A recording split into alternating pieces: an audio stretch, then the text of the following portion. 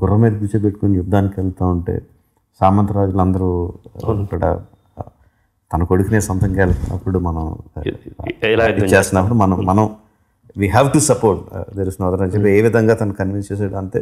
So ఇప్పుడు వెళ్ళి ఏం చేస్తాడు అని చెప్పి నా పండు వచ్చి ఆడు తాలూకు మనుషులు వచ్చి నిలబడి బిల్డప్ అంతా తీసుకెళ్తుంటే చేప కథ చెప్పని చెప్పించుకోవడం, ఆ చేప ఎందుకు చెప్పాలనిపించింది చేప కథ అక్కడ. అది చిన్న చమత్కారం అండి. నేను వెళ్తున్నప్పుడు అక్కడ వస్తున్నప్పుడు బాలకృష్ణ గారు 100వ సినిమా డైలాగ్స్ కూడా మనం కథలు చెప్పకూడదు, మన కథలు జనం చెప్పుకోవాలి. మాకు సమానాన్ని కనగలిగే తల్లిదండ్రులు ఇంకా ఈ భూమి మీద పుట్టలేదు. ఇలాంటి ఎన్ని సెటప్స్ అన్ని వేసుకుంటున్నప్పుడు సార్ నవపానుడు వాళ్ళు వచ్చి రాయిస్తే చిన్న కన్ఫ్రంటేషన్ భార్యతో ఇంత అన్న తర్వాత వాళ్ళతో అసలు మాట్లాడే పరిస్థితి కూడా ఉండకూడదు sir. More than that I was seeing the entire war from a perspective of a father and son అండి. ఈ వీళ్ళ పక్కన ఉన్నప్పుడు ద ఎంటైర్ కెమెరా కావచ్చు, నా మస్తిష్కంలో ఉన్న కెమెరా కావచ్చు, వీళ్ళిద్దరి మీదే ఉంది. బిడ్డని ఎక్కడున్నా సరే ఏదో ఒక ఆటకు వచ్చాను. ఫర్ ఎగ్జాంపుల్ బయట ఎక్కడ కాల్పులు జరుపుతుంటే అనుకుందాం, బయట ఎక్కడ కాల్పులు జరుపుతుంటే బిడ్డను తీసుకెళ్తా ఉంటే మనకు కాల్పులని తెలిసినా బిడ్డకి ఏం చెప్తా ఉంటే ఎవరో దీపావళి బాంబులు కలుస్తున్నట్టున్నారులే అని తీసుకెళ్తున్నట్టు. యుద్ధంలోకి వచ్చినప్పుడు అతను చెప్పగా నాకు పెద్దవాడు అరుస్తూ ఉంటే చెప్పు తర్వాత ఎండలేదు అనేది. రెండోది ఏంటంటే నాకు ఇచ్చినప్పటి నుంచి కదంటే తెగ చిరాకండి.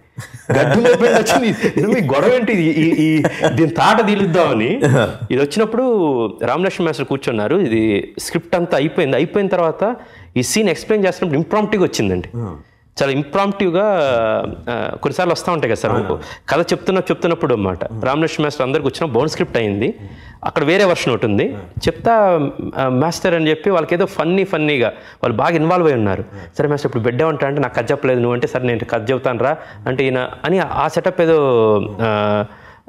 ట్రై చేశాను సార్. అక్కడ వాళ్ళు వెళ్ళిపోయిన తర్వాత ఏమంటే సాయి గారిని పిలిచాను అనమాట. పిలిచి సాయి గారు ఈ సీన్ మారింది, ఇప్పుడు కథ చెబుతారు, నాకు కావాల్సింది మెయిన్ ఏంటంటే ఈ కథకు ముగింపు కావాలి. చాలా చిరాగ్గా ఉంది చిన్నప్పటి నుంచి. 7 చేపలు ఉంటే ఎవరు తర్వాత ఏమేమి జరిగిందో చెప్పరని. దానికని చాలా గొప్పగా రాశాడండి. రాజులు రాజ్యం కోసం కత్తులు పట్టాలి, ధర్మం కోసం తప్పులు పట్టాలి, అంతేగాని ఇలా చేపలు కప్పలు పడతా ఉంటే చీమకు కూడా లోకపోయిపోతాడు రాజు అన్నమాట. అది రాగానే ఒకసారి ఫుల్ఫిల్మెంట్ వచ్చిందండి. అంటే ఇతను కూడా ఇద్దరు ఇతను చీమగొడ్లోకి అవుతున్నాడు అనగానే వాడు వచ్చేసి బడుగు జాతి అంటానికి నాకు ఒక సెటప్ కావాలి సార్ దానికి రేయటానికి.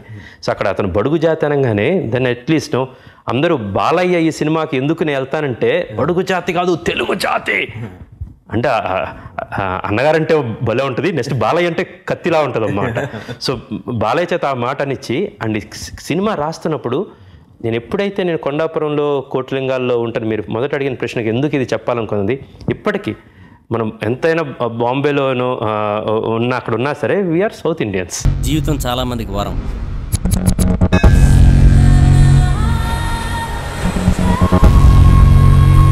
కొంతమందికి శాపం, కానీ నాకు ఓ యుద్ధం.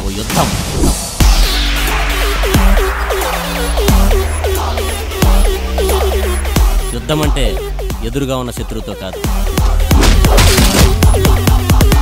ఎక్కడున్నాడో తెలియని శత్రువుతో.